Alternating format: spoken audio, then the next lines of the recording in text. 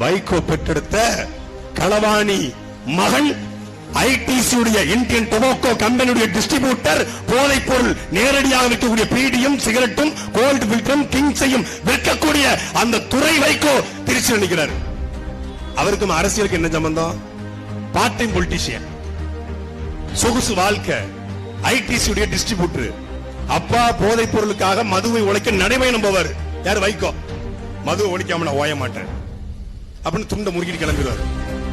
The liquor drinking is injurious to health. மது அருந்தத புகைப்படுத விட மாட்டேன் கொண்டு போனார்.